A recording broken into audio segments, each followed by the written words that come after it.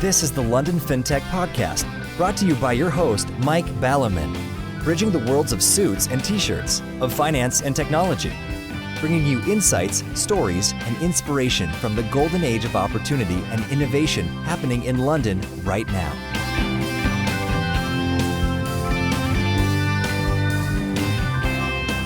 Hi, this is Mike Ballerman. This is the first of a micro-series to celebrate 10 years of the London Fintech Podcast, brought to you in association with Smart and thelistedboard.com. In this episode, I chart 10 years of the evolution of fintech. In the next episode, I will review the interaction of tech at large and society, a super important topic contextualizing not just fintech as such, but all our lives and society. But first, let's start much closer to home by reviewing well over 250 episodes on fintech. Having had a super short episode previously about app bank muggings, I've donned a hair shirt this week and I'm working in penance super long hours in order to review all 258 episodes, in order to give us a real-time take, as it were, of the history on fast forward and to show what evolutionary trends happened over the past decade. What was rising when? How was fintech perceived during the time period of 2014 to 2024? A rare archive. Time does not permit me to cover quite all the episodes, and every episode has many lessons, but I will cover the vast majority, enough to get this real-time on fast-forward view of the scene.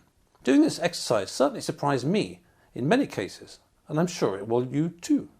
It reminded me of doing annual appraisals. It was very hard for one's perceptions at the time not to be overly dominated by most recent months compared to rather earlier in the year. Talking of chronology in the London tech scene, back in 2014 there was something called Silicon Drinkabout. That was great. Every Friday evening they got some company or the other to sponsor drinks at some pub, and one got not just free beer, but to hang out with tech folk. It's these little things which really help oil an emerging scene. Anyway, the point of recalling this is that even at such a scene, the most common question I got in 2014, when I said I was starting or had just started the London Fintech Podcast, was, what's a podcast? And that was amongst London's most savvy tech folk. Things change so fast these days, we tend to forget how fast that they've changed. Plenty to talk about, so let's get on with the show. The first episode, LFP 001, was released on July the 6th, 2014. I recall back then buddies being amused at the use of 3 digits, which is an example of the underestimation of the importance of fintech. An extraordinary stat in the show notes of the first episode was, in a recent survey, 9 out of 10 of my city chums hadn't heard of fintech in the sense it is now being used. In an even more informal survey at drinks with a group of 4 developers, none of them had even heard of fintech. Hard to imagine that these days, but it shows how important seeds are that are growing below the surface to future developments. A current example might be a couple of years ago, for example when few knew about GPT-2, whereas now most folk have heard of ChatGPT. For farseers, this comment applies not just to tech or entrepreneurialism, but also to society. We can be sure that the seeds of the future are already growing beneath the surface, but known to few. Innovation matchmaking was the topic of LFP 002 with Matchy.biz, who subsequently successfully sold themselves to KPMG. Matchmaking between entrepreneurial firms and potential clients remains a challenge to this day. Interestingly, and to foreshadow later developments, quotes from the show notes, another sign of how hot fintech is that even the FCA in London is to set up an, quotes, innovation unit to facilitate innovators dealing with the regulator. LFP 003 covered the super hot topic of digital currencies. The lead-in referred to the then hysteria. Quotes, the Daily Mail hasn't yet written about how Bitcoin causes cancer. I'm rather surprised given the hysterical tone of much Bitcoin coverage. Quotes, it's going to $1 million, exclamation mark. Quotes, it's going to zero. Quotes, it's the future of money. Quotes, it's a scam. Quotes, it's for drug dealers and terrorists. Quotes. And those comments are just from the sober broadsheets. The show notes had an image of the then Chancellor Exchequer, George Osborne, feigning withdrawing money from a Bitcoin ATM. Interestingly, a few years later, I happened to walk past Google campus when this very machine was being taken away and removed from service. Turns out that keeping one's petty cash in something whose value leaps around isn't entirely convenient.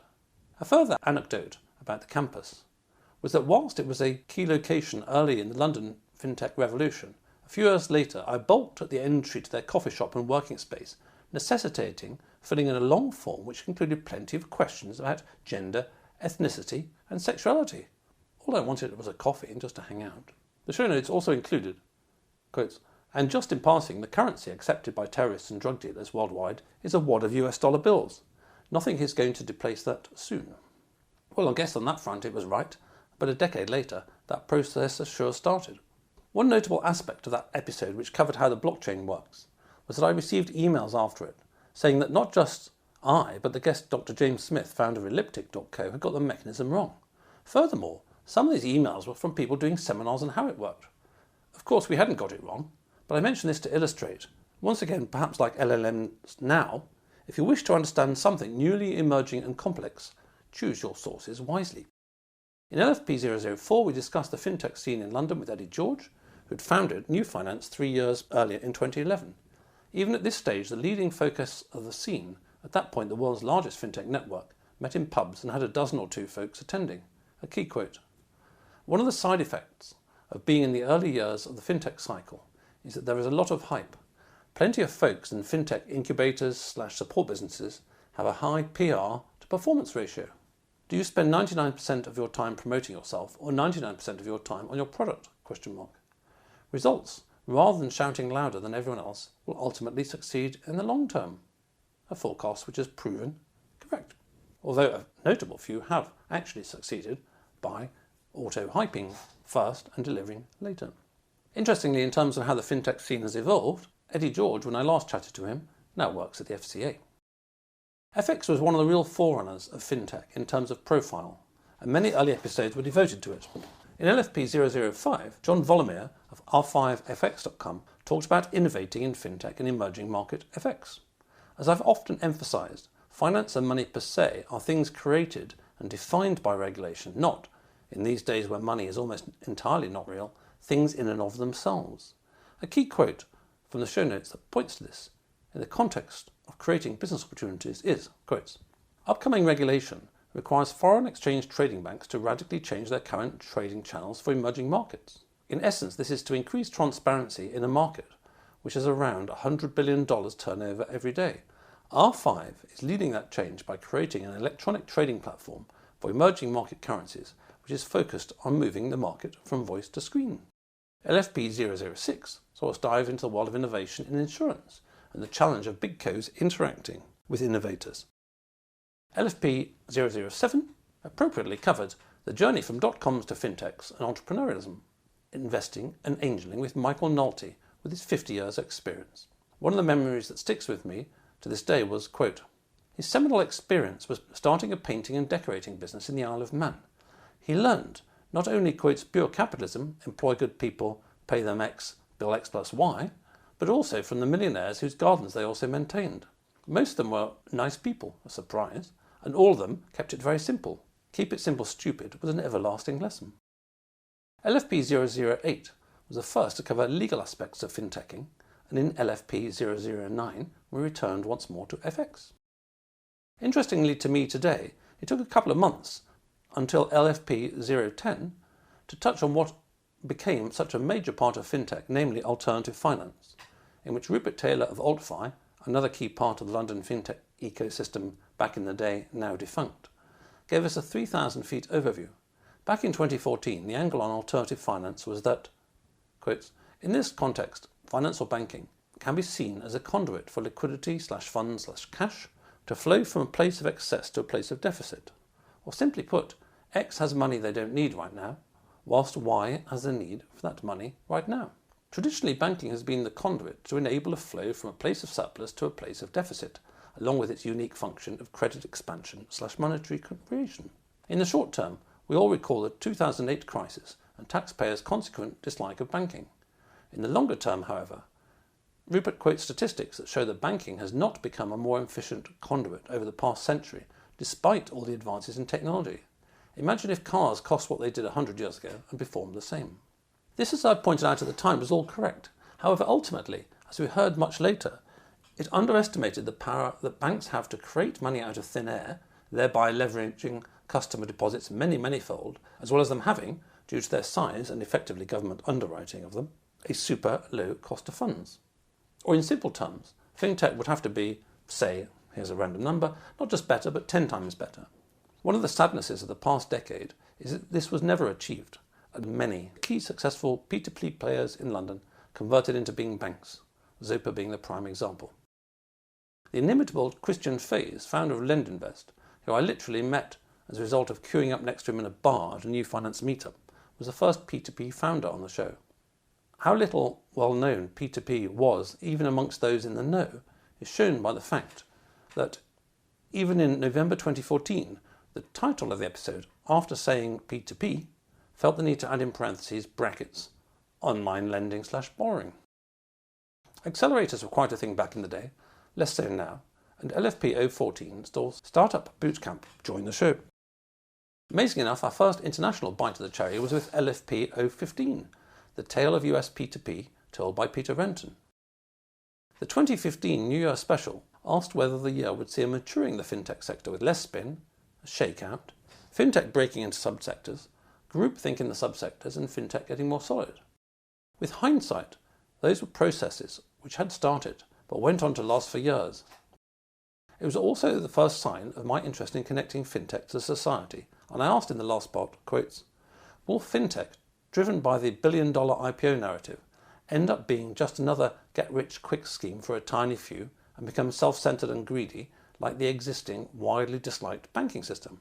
Is fintech just about creating some new mega-corporates that will live in tall, shiny buildings? Can fintech be more than this? Can it have a social conscience? Can fintech contribute to society and make the world a better place? I will leave it as an exercise for the listener to judge what the answer to those questions might be a decade later. LFP 018 saw Seeders explain to us what equity crowdfunding was. An important phenomenon, but perhaps underappreciated at the time, was that the crowdfunders had the dynamic of a hunter-gatherer versus the P2Ps being more of a farmer, which meant that they had very different growth trajectories ahead of them. More prosaically, for equity crowdfunding, this month's revenue is almost entirely a function of how many deals they have this month, whilst for P2Ps and lending outfits in general, this month's and all prior months that are still on the books contribute to revenue. Funding options were the star of LFP 020 with their important role connecting SMEs, almost all of whom were perplexed by the complexity of the fintech lending sector, with the right choice of lender for them. Payments was to become a perennial topic for fintech and innovation, but a perhaps later starter with the first episode in March 2019. And for the avoidance of doubt, this might in part be due to my selection of topics, but in practice, I've always been super keen to find fresh topics, so it is more likely that FX was an early and more readily achievable issue than payments with their much greater complexity. LFP 025 was a key topic on a model not sufficiently followed in my opinion, namely that of, quotes, investor-led crowdfunding with syndicate room, in which a lead experienced investor kicks the tires et al. Before going to the crowd. This overcomes the problem of all too many crowdfunds, which is that it is up to the company, not a savvy investor, to claim that they are worth X pounds a share. LFP 027 was our first insurtech with Stephen Mendel, the founder of the seminal Bought by Many, which as I show noted was at the time, quotes, a rare example of a successful and innovative insurance fintech, who says that key players in this sector across the whole of Europe can be counted on one's fingers. Former LFP sponsor Archover appeared in LFP 029 and were quite the innovator, combining credit insurance with secured SME marketplace lending, and furthermore lending not just against single invoices, but the whole accounts receivable. LFP 030 saw Anil Stocker, the co-founder of Seminole Market Invoice, explain that marketplace. An important tool for sure, but as invoice financing sat much nearer the hunter-gatherer end of the spectrum due to the short periods of time of the deals, that sector grew, but nowhere near as fast as the longer-term lending of P2Ps. I said earlier that payments was perhaps slower to get going. However, that is an oversimplification, as there is fractal complexity within that sector. And in LFP 031, APS joined the show, who had formed in 2004 and offered both payments and non-bank banking. World Remit appeared in LFP 031 with the important topic of international remittances. A whole series of episodes surrounding P2P and lending followed until, In LFP 040, Anna Herrera, then of the Financial News, talked about the 7 strategies that banks were following as a result of the fintech revolution. Long story short, many were looking at the scene and using different models to do so and for different motivations, from completely ignoring it to going all in. By early 2016, we had an episode with multiple guest Rusbe Batcher on reality versus hype in UK fintech startups. Perhaps the first signs that folks were getting behind the "it's all unicorns and rainbows" stage of perceiving the sector. Culture was to become a recurrent theme, and its importance marked the rapid scaling up of many fintechs. What is implicit when it is you and your dog in a pub, or you and 2 buddies with a dog at home, needs to be given way more thought when you're recruiting dozens and dozens of employees and expecting them all to play nicely with each other. They are capable of playing nicely, but it rather helps if management explains what the particular game is that they are playing in a given firm. The LFP has always tended rather more to the business rather than tech end of the fintech spectrum.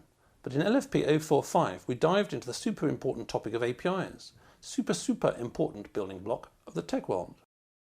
LFP 047 was quite the historical one on the so-called UK IFISA for P2P, which was quite a thing in the day for a while. LFP 050 was quite a myth breaker, diving into the topic of whether P2P FX was really the thing it was cracked up to be, in many misleading ads by a well-known fintech who were censured many years in a row by the Advertising Standards Agency. It wasn't, but it has been seen one fintech growth model is hype yourself into raising loads of dough and then fix narratives et al. Later. In LFP 055, Professor John Kay, one of the UK's best economists, long-term FT greybeard and founder of the IFS, joined us to discuss how fintech could become far greater by reforming FS. Perhaps sad to say, the opposite happened, notably with many P2Ps becoming banks, as well as app banks forming subsequently. It's almost like the artificial table, which is financial services, is tilted in favour of the banking model. Funny that. Mind you, I think that BRICS and their plans have spotted that this relies on forever exponential printing of money, which is not a good idea. The first episode with the VC was LFP 56 in mid-2016, and the ever-increasing swarm of such was a fundamental part of fueling the exponential increase in the size of London fintech as a whole. Talking of grown-up stuff, Jeff Miller joined us in LFP 57 to talk about the importance of good corporate governance to fintech, a phrase that back then didn't equate to Musk's definition of it now as sperm of the devil, but rather good board management to keep your company both progressing and safe. Little did I know how this side shoot of a topic was subsequently to claim several years of my life and lead to a book. One thing that's amazing to me when I look back is how early some shoots are before they turn into bushes. A notable example is LFP 58 on exchange-traded funds, a tutorial, Bitcoin, blockchain and fintech with Laurent Cassis of CEC Capital. This is quite the topic right now, 8 years later. Being early is good, but being too early can mean an awfully long wait at the bus stop. LFP 59 introduced long-term LFP sponsor Smart Pension and the pension sector of fintech on the topic of how they gained 75,000 fintech clients in less than 2 years. In late 2016, we had our first episode on the super important topic of PSD2 and open banking. A rare example, perhaps, where regulation actually increased innovation and added value rather than the opposite. In LFP 61, the rapid emergence and maturation of the insurtech sector was shown by PwC giving us an overview of insurtech. AI wasn't really a thing in the early days of fintech, and it wasn't until LFP 63 that we dived into an overview of it, and big data. In LFP 64, Peter Renton returned, at that time hosting Lendic conferences around the globe, to overview P2P globally, the first sign of joining up of fintech worldwide, along with the importance of China. If in rough terms the UK P2P market was 10 times the size of Europe's and the US 10 times the size of the UK's, then China was 10 times the size of America's. Furthermore, China was excelling not just in scale, but also in terms of the degree to which technology was a major part of everyone's life, as Peter explained, having been to Shanghai himself. LFP 065 was a very special episode indeed on, quotes, creating society, policy, regulation and FS with Lord Turner, former chairman of the FSA and co-chair of the committee that created Basel III. There are many takeaways from this episode, one of my favourites being the long gestation time of ideas until they are applied in society. Turner, talking about the 1930s crises and World War II leading to very centralist totalitarian thinking, which itself became the fertile ground for the genesis of more libertarian ideas, yet these were not to be implemented until the Reagan-Thatcher years in the 1980s. What current ideas, one wonders, will change the world in decades to come? Based on this example, the unfashionable current ones. Back to business. In LFP 066, serial entrepreneur and founder of Blue Motor Finance, Bob Jones, joined us not only to tell us what the Cavern Club where the Beatles emerged was really like, TLDR, it was a dive and it stank of pee, but another equally important topic, namely the lack of profitability in fintech and how to remedy it. Right at the very end of 2016, Tom Blomfeld joined us to talk about Monzo and the to-become massive app banking sector. Tom had great plans to be everything for everyone's financial needs, but it turned out that simply being a bank is enough to become a huge business. In that context, some stats I happen to see today might be of interest. Quotes. This is relating to 2024. We recorded our first full year of profitability, a pre-tax profit of 15.4 million, revenue 880 million, 9.7 million customers. We are the UK's 7th largest bank with 400,000 businesses and customer deposits of over £11 billion and card spend of roughly £50 billion. So, if you can do it, become a bank. In early 2017, we had a couple of episodes on fintech and financial advice and mortgages. In LFP 73, Scalable Capital spoke to us about the second wave of digital wealth managers, a sector which I always felt had been hampered by its bricks and mortars equivalent, having long since been digital and slashed costs. Look at all those ETFs. The seminal Munich Re digital partners joined us in LFP 74 to ask the question, will reinsurance as a service change insurtech? Years later, the simple answer is yes, for a whole bunch of reasons. One main one of which being that in order to be a new insurer, you need massive scale and 1 million regulatory boxes need ticking. A gap I'm not sure I can think of one insurtech that is actually covered. And as for becoming a reinsurer, forget it. Few insurance companies even get to that scale. However, the insurance stack itself is multi-layered, and there have been many more customer-facing insurtechs innovating out there in many ways, without becoming an insurance company per se. Nick Storonsky, CEO of the apparently unstoppable Revolut, still not a bank in the UK, joined us to discuss rebundling, the opposite of the debundling trend that had led to fintech. They have been a great example of that. But personally, I can never be bothered to try and explore a huge landscape on a tiny phone, and so that part of them has always passed me by as I use them. LFP 78 saw the first episode on property fintech. Data was emerging from being just numbers and letters into something way more formative, and in LFP 80 we dived into the science, art and regulation of data privacy with Jason Dupree, CEO of Privitar. FS contains a huge number of verticals, and LFP 81 was our first episode on trade and supplier finance, whole worlds to themselves and ones whose vocabulary always confound me and vary a lot, trade being a few millennia old and all that. Talking many verticals, in LFP 82 we took our first look at the grown-up topic of collateral management. Fintech was clearly moving into B2B well beyond its B2C origins. September 2017 was the first time that the LFP covered the nature of money in a whole episode, this time with positive money. Before the FT stepped into line with all other media on all globalist talking points, they'd written about this topic of money. Quotes, our financial system is so unstable because the state first allowed it, brackets, the private banking sector, brackets, to create almost all the money in the economy and was then forced to insure it when performing that function. This is a giant hole at the heart of our market economies.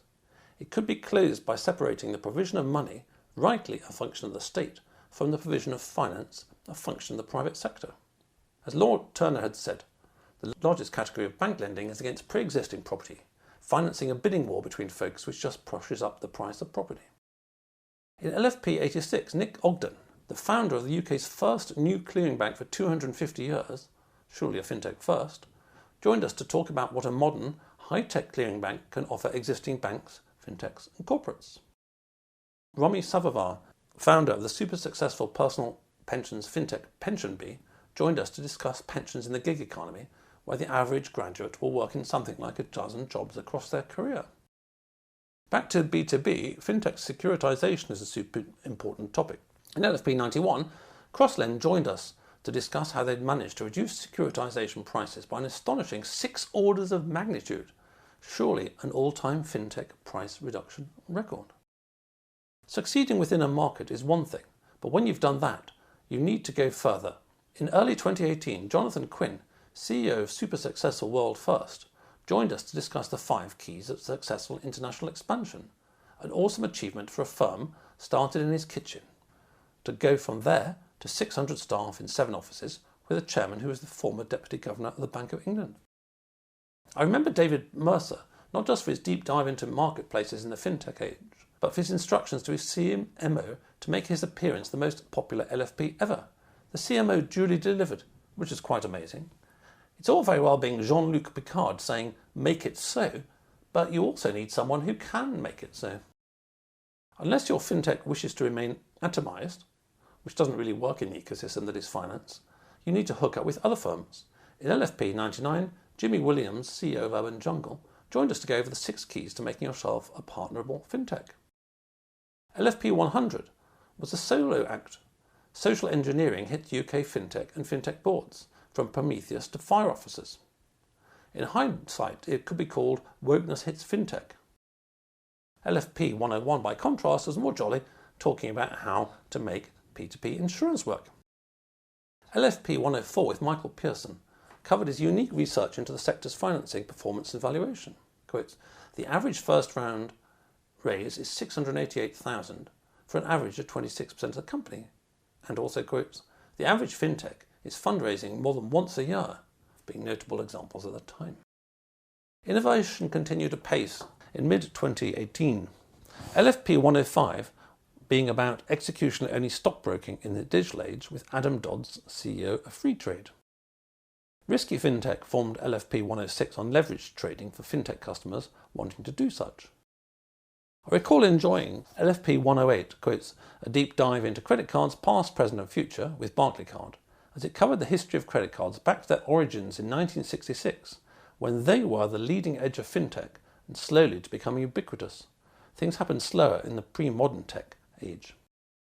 Fintech's tide continued to rise, and in LFP 109, Tony Prestage, Deputy CEO of Nationwide, which would be in the FTSE 50, let alone FTSE 100, if it wasn't a mutual, discussed with us mutuals and building societies in the digital age. LFP 113 was another standout with the senior regulator, one that I've mentioned many times, and the most important constitutional episode the LFP has ever done. Sir Paul Tucker, former Deputy Governor of the Bank of England, talks about his book Unelected Power and the extra parliamentary ability to create laws of the off-balance sheet civil servant who is called a regulator in these times. And laws they are, as Sir Paul said. Try disobeying regulations and eventually you'll get the same effect as if you go around disobeying laws. Tackling financial crime is a biggie which we covered in LFP 115 with Quantexa. The spread of fintech continued apace in late 2018 and in LFP 116, Reza Ahmed, CEO of Wise Alpha, discussed investing in corporate bonds rather than P2P. Wearing my FS and Society hat, I've mentioned my extremely prescient 2019 LFP Newer Special a number of times. Is FS and tech ushering in Orwellian tyranny rather than freeing the people? That would be yes. In LFP 120, Stephen Mason, who'd been in VC, private equity and now a founder, discusses how business appears from each of these vertices. Innovation continued apace and in LFP 121, Cormac Leach talked us through litigation crowdfunding. We mentioned securitization and trade finance before as 2 separate topics. These were combined in LFP 122, where Christoph Golgelmann, CEO of TradeTech, brought the 2 together in order to securitize trade finance to make it an investable asset class. The corollary of this being that, for example, pension funds could invest in it, creating a new investable asset and also providing access to a new pool of finance for the sector. Being an entrepreneur is no bed of roses, and we discussed that in LFP 124. Tech can seem like a word at times, but in practice it is not. In LFP 125, Charlie Barker, CTO of Blue Meter Finance, joined us to discuss a deep dive into tech past, present and how to make it cool. LFP 128 was pretty unique. Farming meets Fintech, hedging soft commodities with Richard Cancel, CEO Stable. In LFP 129, Tim Levine, the CEO of Augmentum, discussed two key topics: IPOing and the importance of the model of patient VC capital via closed-end funds. Well, he discussed those and the minor matter of representing England at football for the senior national team. Given the altitude issues, he was keen to have a low-altitude tent over his bed for training purposes, but for some accountable reason, his wife said no.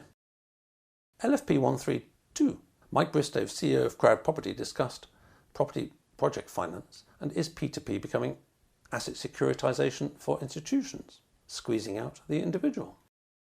In LFP 135, Louise Hill, the CEO of GoHenry, discussed parenting in the digital age, social media, mental health, money and schools. RegTech is an attempt to reduce the burden of regulation on all FS businesses. However, to do this well involves quite an important nuance not always addressed. In LFP 136, Evgeny Likoded, CEO at ClauseMatch, discussed RegTech, using tech to connect data to consequence and action, that is, moving beyond the simple data or information processing of new regulations towards actually doing something as a result. There are few fintechs which are the largest non-bank in their sector. Prime revenue is 1 in global trade and supply chain finance, as covered in LFP 139. In LFP 140, Freddie Kelly, CEO of Credit Kudos, discusses the fact that the fourth UK Retail Credit Bureau is a fintech. So as you can see, by now, fintech was really maturing into quite the thing. The penetration into mainstream FS only ever increases. In LFP 142, Martin Boyd of FIS discussed capital markets fintech and grown-up digital FS. RegTech reappeared with a super seminal Charlie Denling-Pole, brackets his brother had a good scamdemic, brackets, and Comply Advantage, talking about creating RegTech's Robocop, automating AML et al. Culture, as we mentioned above, is super important. In LFP 147, Anish Varma, CEO at Air, who has lived himself in 11 countries and had businesses in 4, shares his direct experience of the value of culture within a business and how to do it well. The LFP has always been super prestigious in London and as a result has been graced with senior figures. In LFP 148, the London Mayor of London was the guest talking about the city, promoting US-UK fintech ties and regional fintech. Poor chap though, as his mayoralty was just around the corner about to be derailed by the scamdemic and rather mess up the city's plans for quite a while. In LFP 149, I was finally the guest on the LFP, covering my book The Realpolitik of the Unlisted Company Board with guest host Dan Kiernan. It's got 18 out of 18 5-star reviews on Amazon, so depending on your age, buy one for your mum or dad, or daughter or sons, or even your own birthday. It doesn't matter if they're not interested in company boards or on company boards, as it has a nice cover, and, amongst other things, is the only book in the world with a 500-year history of the company. I just need to wait until history is back in fashion again to publish the 100,000 words or so I've written more fully on the history of the company, which is super little known. I use a few fintechs myself, and LFP 150 starred, one of the handful or so, with Dan Garrett, CEO of Fairwell, on disrupting the world's least digitised financial product, wills and probate. LFP 152 is a sad but true solo entitled COVID-19 Response Will Change the Strategic Landscape Forever, Society, Government, Economy and Liberty. Yeah, well, it certainly did that. But we the people will have our day again, never fear. Mind you, we're having to wait a bit. More on that in the next part of the 10th anniversary special. Businesses, as we heard in LFP 153, coped remarkably well with business as usual during the insanely extended work from home period. Innovation, unsurprisingly, turned out to be trickier, although many took the opportunity to found a new business. Every cloud has a silver lining, and in LFP 155, Albert Aziz Clauson, CEO of Underpinned, discussed buying and selling of labour in ever smaller pieces, freelancing and project-based working. Interesting, in reviewing all these episodes, it leaps out to me now how governance per se became a two-pronged theme for the LFP. On the one hand, with LFP 149 kicking off my book on how an SME needs to have a board that adds value to the founder and to the business, easier said than done, and then also picking up on the societal governance issues of the day. Equally, I've always aimed to make great content with no regard to its popularity. In this light, LFP 156 on the importance of having a great chairman was certainly a minority topic in terms of the numbers of listeners in the audience who actually chair boards. However, it is super important. Over the years, I've seen fintechs grow and fintechs fail for all sorts of reasons, one of which is that a fish rots from the head down, or, given my love of right-brain thinking, aka mixed metaphors, flourishes from the head down. I guess I should have said flounders from the head down, but that would be too droll.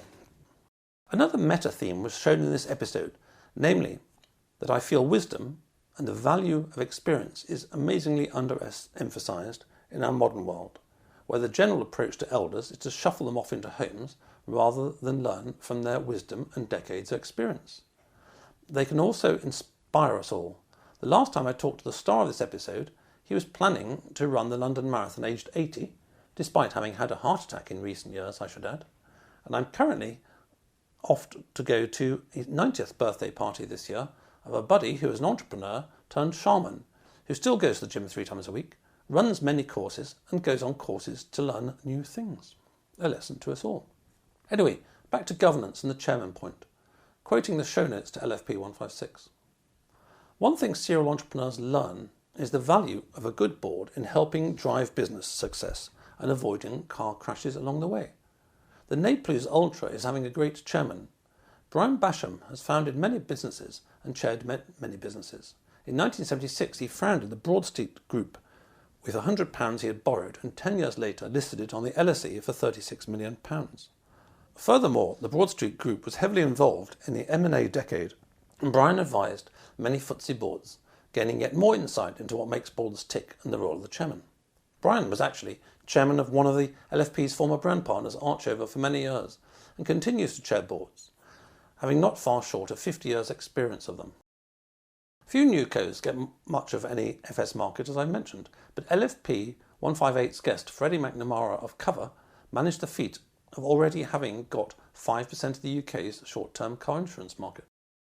By mid-2020, coming into the current decade, the LFP also delved explicitly into the aspects of entrepreneurial success. LFP 160 was an entrepreneurial masterclass with Clay Wilkes on what attributes are needed to create a billion-dollar company.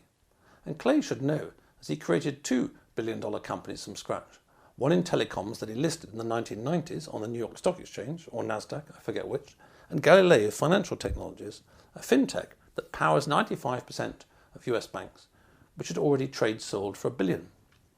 There's much up the spout about the modern world, as we can see daily. However, there are also some unique blessings. For me, in being able to speak to such awesome people, and for all of us as podcast listeners, being able to listen to such people with literally a little movement of our fingers being the only thing required. Quite remarkable. LFP 162 reviewed the past and future of fintech with Vinoth Jayakumar, partner at Draper Esprit, who, with investments in the likes of Revolut, TransferWise, Thought Machine, Seeders, Crowdcube, Free Trade et al., know a thing or two. Vinoth was also at a Zopa party back in 07-08, which is pretty impressive. But surely the highlight of the show was him recounting being thrashed for 20 minutes by the Japanese national ladies team, a rare achievement. And I quote directly, albeit for some reason seemed to have omitted the word badminton in that sentence. Venture capital is super well known, but less well known is venture debt, the topic of LFP 163. With quotes, small co's, unquotes, getting massive, maybe they need to take a leaf out of big co's who would never dream of funding themselves in a 100-0 equity debt ratio, as equity is so expensive.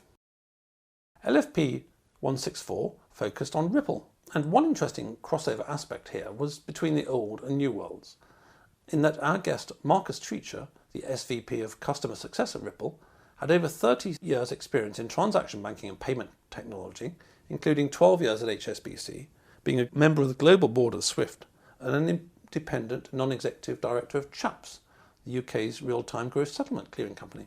Increasingly, old and new FS became less of either or and more of both and. LFP 166 dived into identity verification, an important topic for banks, albeit one that society needs to wrestle with if big co's in the state aren't to know everything about everyone all the time, which would be fine if they were interested in liberty and the well-being of their populace rather than profit and power.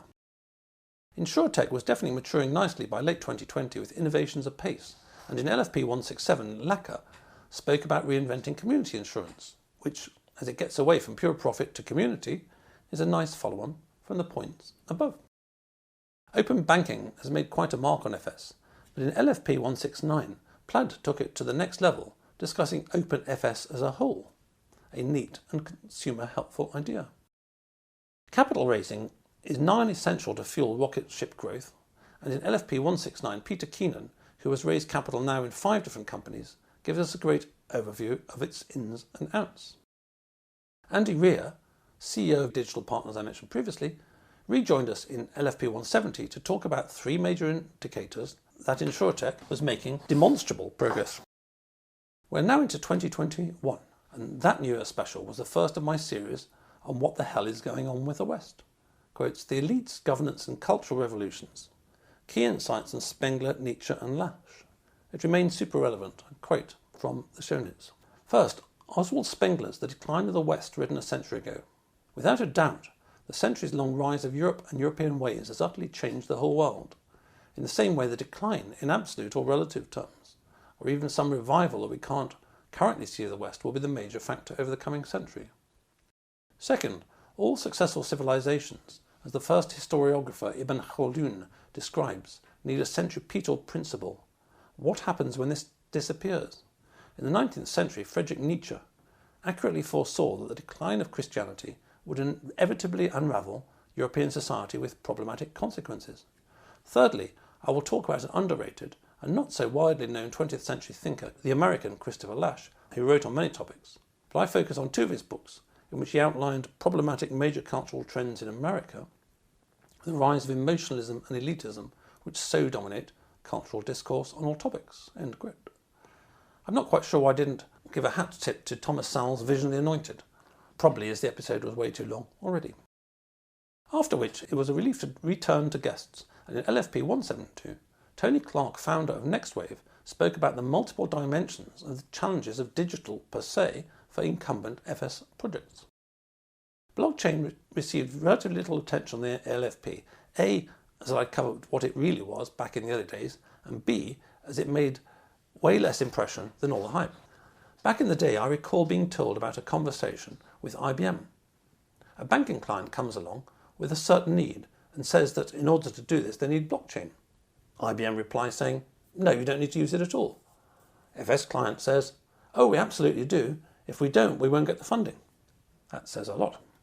However, the LFP has always been keen to do the hardcore stuff, and in LFP 173 we covered the blockchainization of an entire country's records, namely Tuvalu, a fascinating project, although from the perspective of, well, you can either say tech or linguistics at this point if you wish. As we discussed, blockchain by 2021 meant many different things to many different people. LFP 176 is interesting in the context of GPT 4.0, as it covered 3 years ago the automated detection of emotion in voice audio. Cool, eh? Adding liquidity to markets is always important and applies in so many different ways. In LFP 178, Roy Samuel of Connected joined us to discuss connecting startups, investors, NEDs, advisors and mentors. In LFP 179, Jay Bregman, CEO of New York-based Thimble, Fast Company's 2021 most innovative small and mighty company, joined us to discuss global insurtech and the underserved small business insurance market. I recall the nightmare challenges of US insurance regulation being state-based, so that Thimble have to play snakes and ladders in each state in order to be allowed to trade in what is, well, currently anyway, one country. As previously mentioned, trade finance can be something of an arcane world. And in LFP 180, Alessandro Zamboni, CEO of Supply at Me, spoke to us about their innovation in inventory monetization, i.e. financing unsold goods in the warehouse. There is literally no limit to human innovation. Ask Elon Musk. Angel investors are super important to early stage firms. In LFP 181, another elder, Richard Hargreaves, who literally has 50 years of professional unlisted investing experience, gave us a masterclass on angels and angel investing. We mentioned open everything earlier, but in LFP 185 this was taken even further into open commercial transactions and network finance. You heard it here first before even Google, who did not know the phrase at the time. Funnily enough, when I just searched this on Bing, the LFP on this was the first link, which is amazing. An idea ahead of its time, perhaps? Technology loves reducing interactions to their very bits. Ha! See what I did there? But there are many types of transaction where the human element remains important to vital. In extremis, imagine M&A without humans and being bits only. In LFP 187, Hristo Borisov, CEO at Payhawk, joined us to discuss architecting fintechs to put customer support and service at the centre. There are two major ways of turning pieces of paper, aka shares in company, into money. Trade sales and the perhaps more prestigious IPO. In LFP 188, Nick Brisbourne, CEO of recently IPO'd Forward Partners, explained to us the whole IPO process as seen from the inside. It is easy to assume that all businesses need to raise equity or at least debt. However, this is not true. Former brand partner Synchron grew to a massive global scale without ever raising, as did Cube, the stars of LFP 192, who explained the process of startup to global without raising any funds whatsoever. 2 years ago, 2022 started with a New Year special on how the world is governed, an exploration of the nature of globalism, the ne plus ultra issue of our time. The astonishing graphic in that episode was the 5-fold organogram of the so-called Global Public-Private Partnership, which this day is not well known enough, but literally lays out how globalism works. At the top we have the policy makers, BIS, WEF, etc. Below them, the policy distributors, IMF, World Bank. Below them, national governments, whose role is as policy enforcers. Below them, the media, whose role is policy propagandists. And right at the bottom, you and I, who are seen as policy subjects. We're going to have to, as a collective, do something about this. More on that anon. LFP 197 was the first episode with YouTube star and former City insider Maneko64, the home of alternative economics and contrarian views. The episode was snappily entitled Money in the 21st Century, Ballooning Printing of Fiat, QE, MMT, Government Debt, CBDCs, Crypto and De-Dollarization, Hyperinflation and Gold. Quite a lot in there.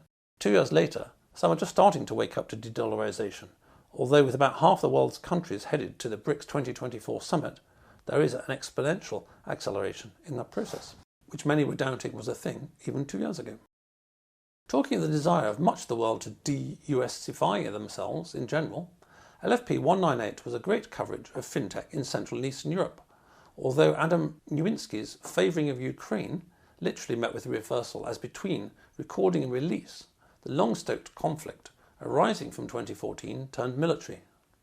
Mind you, who cares about fintech when there are countless dead?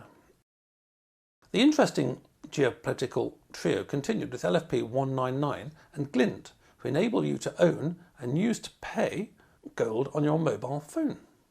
Gold's been doing great recently, driven by central banks hoovering up countless hundreds of tons of it.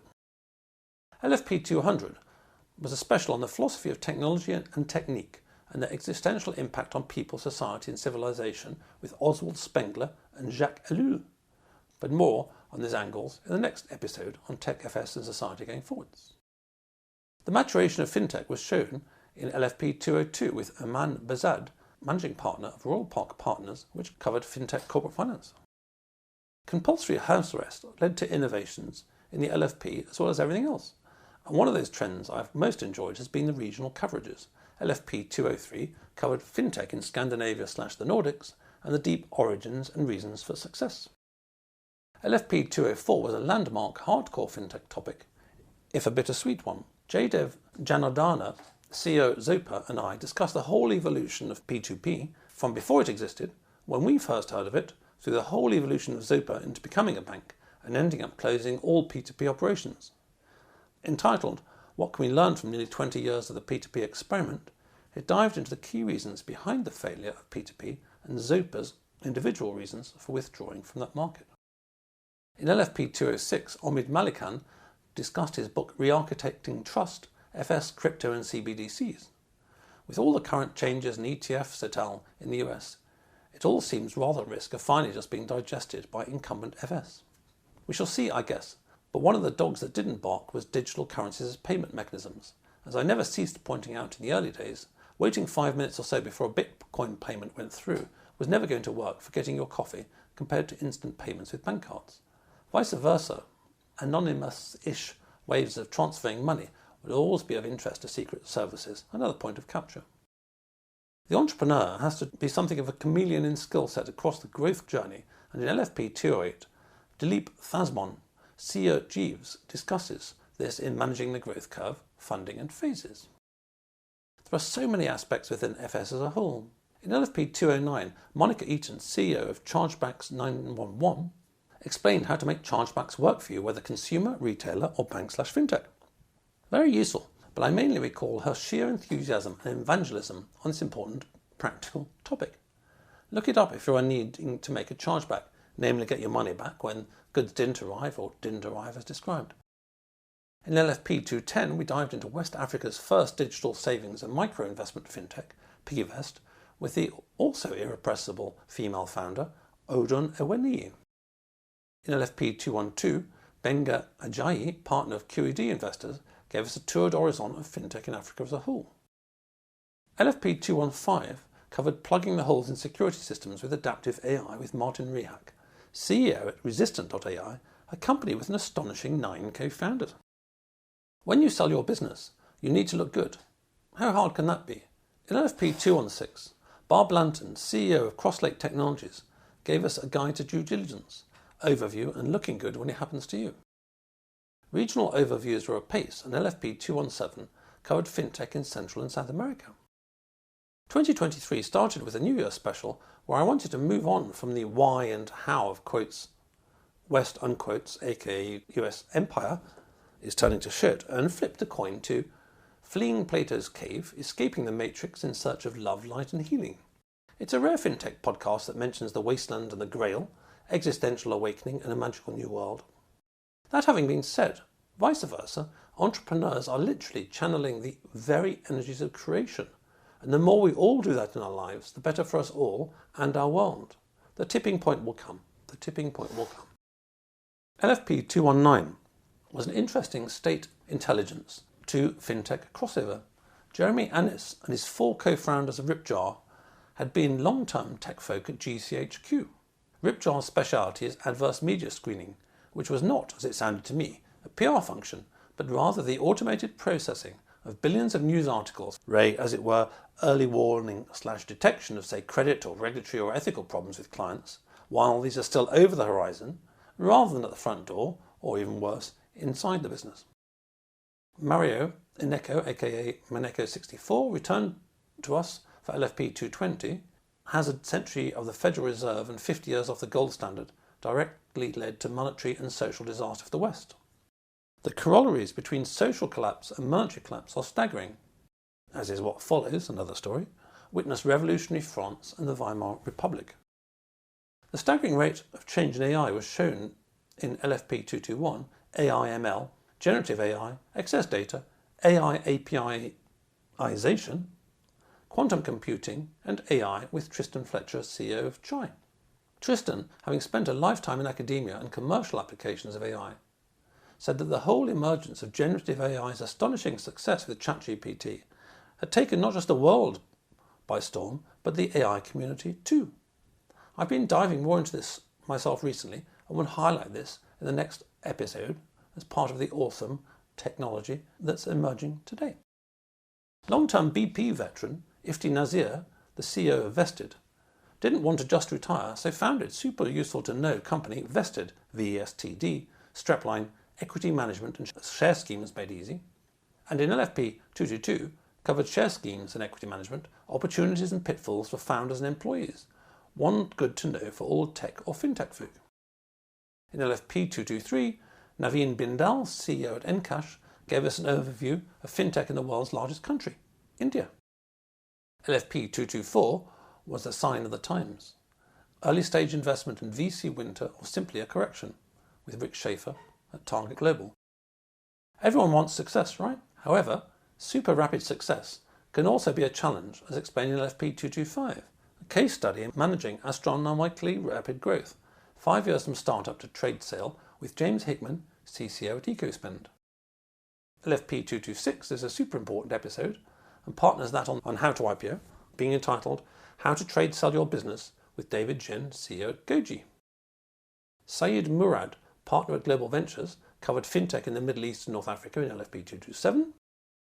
With nearly 1/3 of the world being Muslim, In LFP 230 we covered Islamic finance, Fintech and broader issues for ethical investment with Uma Suleiman, CR at Wahid.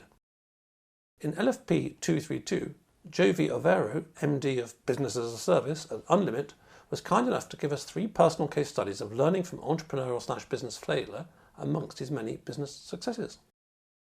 Gonzalo de Vasconcelos, who founded Syndicate Room, the investor-led crowdfunder I praised earlier in the show, returned in LFP 234 to talk about managing your insurance portfolio with his second major fintech innovation, Renewal, spelt RNWL, whose app I use to keep track of my insurance policies. In LFP 235, Eva Zhang, CEO of Alipay UK, covered fintech in China, super apps and Alipay, an absolute standout and must-know episode in the global world of fintech. Technology's speed of development continues to amaze, and in LFP 236, Chirag Shah, CEO of Nucleus Commercial Finance, joined us to explain how to make business loan decisions in minutes. Emerging markets bring their own unique challenges, and we continued our mini-series with Nigerian entrepreneurs when Tosin Enyilarunda, CEO of Moneypoint, Africa's largest fintech by transaction volume, joined us to discuss avoiding operational challenges in emerging markets. In LFP 238, Craig Ramsey, Head of Global Real-Time Payments at ACI Worldwide, gave us an overview of global real-time payments in 2023. We returned to speedy decisions in LFP 240, mortgage decisions in days or even hours, not weeks, with Stuart Cheetham, CEO at Empowered Mortgages. Like many a hardcore fintech founder, he has a long history in FS behind him, having been CEO of several banks in Asia for Lloyds Bank for many years. There was more innovation in LFP 241, a deep dive into alternate asset investment via fintech with Dan Harmon, CEO of Dark Square. And in LFP 242, we had a fascinating dive into a rapidly evolving society where Naif Abu Saida, CEO at Hakba, overviewed fintech in Saudi Arabia and collective savings. A kind of 2023 Christmas treat was LFP 243, the Berlin tech scene, a deep dive with Ivan Mariasin, the CEO at Monite. The 2024 New Year special, finally getting to this year, continued to showcase the light side of the duality coin with a deep dive into creativity and its importance in creating a new world, not a new order. Closer to the fintech ground, in LFP 244, former Funding Circle head of risk Jérôme Leloy, CEO at Triver, talked about the use of multiple models across the lending process. In his Barclaycard role, they used an astonishing 25 models. Modelling is apparently a thing these days. LFP 245 covered fintech in France, and in LFP 246, Nick Lenz covered the crucial role of venture accelerators, i.e. NEDs, advisors, mentors of mentors, angels as such. LFP 247 spoke on the complexities of the long, slow path to tech success, issues involved and moral choices with Rosbeh Batcher, the CEO of City Falcon. Notably, not many people appreciate that fail fast means that you might screw up the lives of loyal employees who've given much to you in the business, when more patience and a lowering of sights might still lead to great success for all concerned. In LFP 248, we unite governance in mainstream FS and fintech with the challenges of FS fintech boards, especially in the 21st century, with Neil Holden, serial FS NED. One aspect we never covered was PR, which just made the 10-year cut in the recent LFP 250, a guide to using PR in tech firms with Ben Goldsmith, CEO of Goldsmith Communications. Which finally brings us to the last episode before this one, LFP 251, mentioned the outset on the mugging risk of our bank's apps. Wow, what a journey, what a headache to review and compress 250 episodes. I'm not doing that again. However, I hope you can see why I thought that the reality, 10 years of bi-weekly metronomic episodes in detail, is far more fascinating than any abstract summary. I proved this point to myself, if I needed to prove it, by taking all the above verbiage and giving it to ChatGPT and asking it to summarise it. It did, and it was perfectly right, but it would be rather akin to saying that you don't need to go and see Macbeth, because really what it's about is some geezer with a pushy wife who finds out that killing a house guest, especially when he's the king, is a bad idea. The summary isn't wrong, but it lacks anything whatsoever interesting to keep you in your seat for some time. What have been your main takeaways? If this was a YouTube video, I'd love you to comment below, but this kind of technology, being very old school, doesn't allow you to do that. I think my main takeaway is what an astonishing diversity of innovation in so many areas by so many talented people. I remember talking to Eddie George in the early days of Fintech, saying that I thought the Fintech podcast would only last for a few years because by then everything would be played out. Eddie, quite correctly, had a different view, which was that people will keep innovating on top of the innovations, which is perhaps what has happened along with the geographical expansion to peeping about what is going on elsewhere. Overall, innovation will keep on going, and there are 700 at the moment unopened emails in my London Fintech podcast inbox with want-to-be guests on the show, and quite a lot of spam in there too, but many want-to-be guests. Live long and prosper. Thanks for listening. If you're in need of a non-executive or advisory director with deep expertise, experience and contacts in the worlds of both traditional FS and FinTech, or unique insight into how to make your board an engine of growth today, contact me at mike@mikeballiman.com. If you just need one-off advice in these areas via clarity.fm/mikeballiman. We could sit in a bender all day, watching the firelight dance, watching the firelight dance. We could walk in the mountains before dawn, watching a happy moon ride, watching a happy moon ride.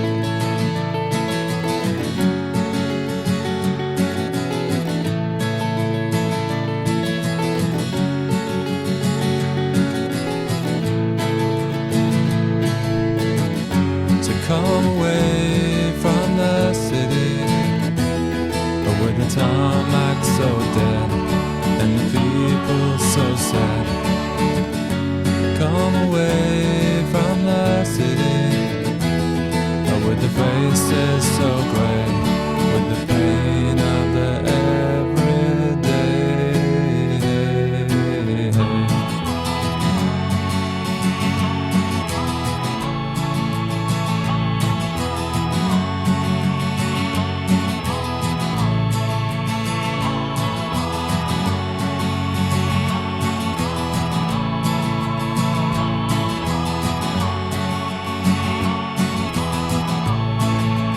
We are wild like the mountains and the trees. Can you see what I mean? Can you see what I mean? We fit in between the earth and the sky. Kiss the city goodbye, wave the city goodbye, wave the city goodbye. The city goodbye. Watch the firelight dance with me. Watch the firelight dance with me. Watch the firelight dance with me. Watch the firelight dance with me. Watch the firelight dance with me. Watch the firelight dance with me. Watch the firelight dance with me. Watch the firelight.